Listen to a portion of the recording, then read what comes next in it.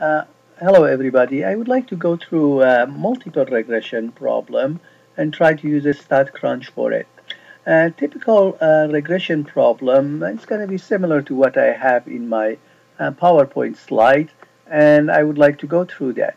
It says you work in advertising for the New York Times, and you want to find the effect of ad size, which has been expressed in square inches, and newspaper circulation, which has been expressed in thousands of copies, on the number of ad response, which this one expressed in hundreds of response.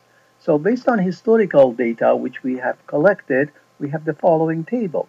Let's say number of response in hundreds given the first column, and number and size of ad in second column, which one is the square inch, and the third column is number of circulation, which is in thousands. Now, if I transfer that to Excel, I try to use the same order. So number of response be shown by Y, and size of ad would be shown by X1, and circulation, number of circulation would be shown by X2. Now let me go to StatCrunch and try to pull up the data in StatCrunch. So I'm going to go to data, I go to load data and doing it from file, and I try to get the data in StatCrunch right here. And so since the data is fairly good format, very easily I could bring this, and this is what I have. Response in uh, equal to Y, size equal to X1, and circulation equal to X2. And so typical problem of regression start with scatter diagram, Y versus X1, Y versus X2, and so on. But I'm going to skip that and go to the next one. And so I'm going to go and try to run a correlation. And so I go to stat, and the stat summary stat, I see correlation. I go there. And then it's going to ask me what you need to find a correlation for. Obviously, Y, X1, and X2. And then I say next, or I say actually I could, I need all of them. I don't need a p-value at this level. I just say calculate it. And so it's going to go through, and it's going to give me basically looking at the correlation between Y and X1.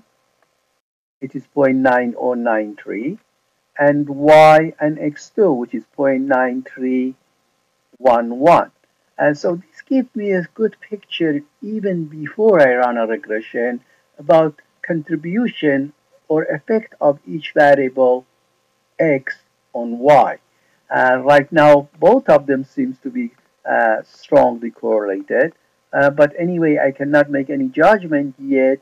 I want to really go ahead and run a regression anyway. So let me try to do that. So I'm going to go back to start, and under that I got to get regression. And this one, this time I go to multiple linear regression. And so problem is going to be like now my Y would be my response variable. So I'm going to select that one. And obviously my size and circulation would be my x's, x1 and x2. I don't have, I just want to stay with the simple one, and I try to go through this. There are different methods for regression, um, stepwise regression, trying all subset, forward selection and backward selection. We are not going to do that at this level. At some point, I think we may use a stepwise one, but right now I want to just get the multiple regression one, and I get a, let's say, standardized residual, and I guess I try to get a predicted value as well. Now I calculate this, it's going to go through, and it's going to provide me with a lot of information which might be at some point a little confusing. But let me try to make sense of some of them. I want to go to analyze a variance table for multiple regression one. And this is useful table for multiple regression because I could run a one test on overall model based on this table. Based on this table, I could say, let's say, if all the slopes simultaneously are equal to zero, it means all the variables they are not contributing. If I can come up with that conclusion that all slopes are zero. So under HO, I am going to have that, all slopes equal to zero. Under alternative, I have at least one of the slope is not equal to zero. At least one of them. At least one of the x's slopes not equal to zero. That means at least one of the x variables contributing. There is at least one of the x's that's related to my y. So here, if I do that, my alpha always, when it's not given, it's 0.05. I assume that. Now, my alpha is 0.05, and now p-value is 0.004. So right away, I could conclude that uh, based on this model, at least one of the variable is contributing. I don't know which one at this time, but I am saying at least one of them. And in order to find out which one is actually contributing, I can go to the parameter estimate table. For my model is here like this. This is the first one is my y-intercept, 0.0639. Then it's my slope for x1, 0.2049. And then my slope for x2, 0.2804. And then I usually don't make any test for y-intercept. I usually always do it for the slope for x1. And for this case, in this case would be okay. I have my t-statistic, or better than that, I have my p-value. So here, if I'm testing for effect of size on the number of response, right away I could do that. Under HO, slope for size equal to 0. Under alternative, it is not. Again, let's say alpha is 0.05. If I'm looking at the alpha 0.05 and p-value, which is 0.0399, obviously alpha is more. Therefore, I could reject HO. When I'm rejecting HO, I'm saying that statistically speaking, slope for size is not equal to 0. It means size is contributing. It means size is linearly related to number of response. And now I know about x1. I could do the same thing for x2. Remember, slope for x2 is 0.28049, and t-statistic is 4.0887, and more better than that actually is p-value given 0.0264. So under HO, I could say slope for circulation equal to 0. Under alternative, I say it's not, and alpha is still 0.05.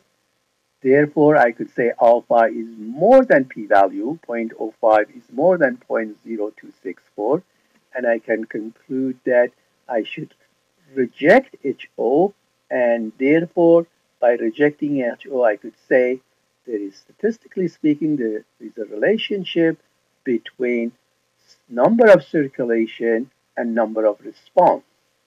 And therefore, what I am saying, both variable actually contributing, both variable should be used in predicting number of response.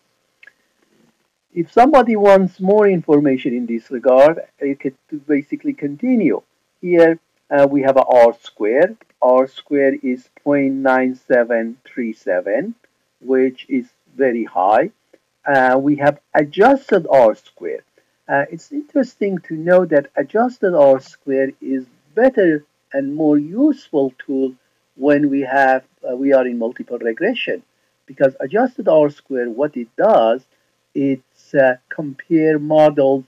Let's say if we have a models with 20 x values there, 20, let's say x1, x2, x3 up to x20, and we have another one with just like a 2 variable, like a x1 and x2. Obviously, when we have 20 variables, we have spent more time, we spend more money to come up with the information, and more or less by default, that should be a better model. But in order to really compare the two models on fair basis, we go to adjusted R squared. Adjusted R squared take into consideration number of x's we have, number of so-called independent variables, and analyze the model with higher number of independent or x variables. And this is a measure we are going to use in multiple regression when we're comparing two models. Furthermore, if I'm looking at this output, obviously I could go back and look at the standardized residual and predicted Y and perform residual analysis. And so just like this is very simple, very close to simple regression, we are doing the same thing. I could go to scatter plot and in my X1, I could put predicted Y, and on my Y1, I could put standardized residual, and more or less I could get the graph right now, or I could try to customize it. It's okay as it is. Let me get the graph now right away. Now, when I'm looking at this, I guess it would be good to have a line passing 0. And we can say that basically right now I just have 6 observations. It's very hard to make any kind of conclusion about this. But generally speaking, I should not see any pattern. This doesn't look like to be a pattern, but I need more observation to make that kind of conclusion. But other thing we can go ahead and try.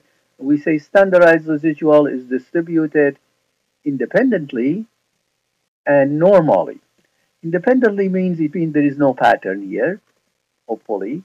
And normally, we should go and see if normal distribution property could be applied here. Based on what we have learned from the previous course, if I go to normal distribution, and in this case, standardized normal distribution, all the observations should be between -3 and +3. So obviously, this is the case here. Everything here is like a between minus 1.